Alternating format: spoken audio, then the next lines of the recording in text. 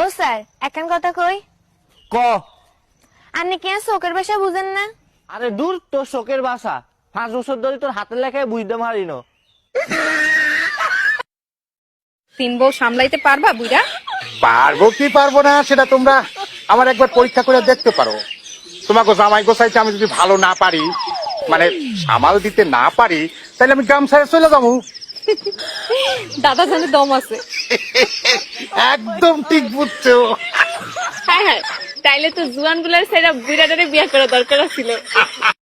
বৌদি, তোমার জন্য একটা প্রশ্ন আছে, বলো তো। কি বল?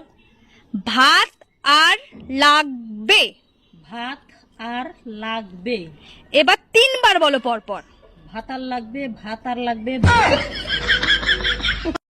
তুমি বিবাহিত না অবিবাহিত? বিয়াটা হয়েছিল আমার তালাক দিছে। তাইলে তো মোটামুটি পোলা ভাইয়া কয়টা হইছে? কেমনে হইব? বিয়ার রাইতে জামাই আমার পিড়ায় খেতে দিছে। তাইলে তো আরো ভালো হইছে।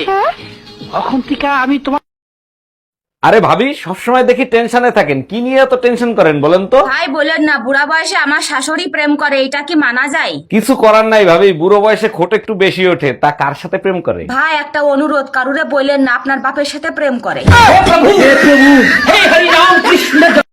কথা দাও, আমি যদি কখনো মারা যাই তাহলে তুমি দ্বিতীয় বিয়ে করবা। ঠিক আছে, তুমি যখন এত করে বলছো, দ্বিতীয় বিয়ে আমি করব। নতুন বউরে আমার খাটে শোয়াবা, আমার কাপড় চোপড় পরাইবা, তাই না? সব নতুন কিনে দেবো, কারণ তোমার জামা কাপড় ওর গায়ে ঢিলা হয়ে যাবে। Bye bye, tata. ভাবি, কিছু মনে না করলে একটা প্রশ্ন করব? ভাবিরা কখনো কোনো কিছু মনে করে না, জিজ্ঞেস করেন। একটা হাতির সামনে একটা উলঙ্গ লোক দাঁড়ায় আছে, হাতিটা ওই লোকরে কি প্রশ্ন করতে পারে? আপনাকে দেখে মনে হচ্ছে জানোয়ার আর মানুষের ভিতরে কোনো পার্থক্য নাই। না ভাবি, হয় নাই। তাইলে আমি পারবো না, আপনি বলেন। হাতি প্রশ্ন করছে, এত ছোট সুর দিয়ে কেমনে শ্বাস নেন?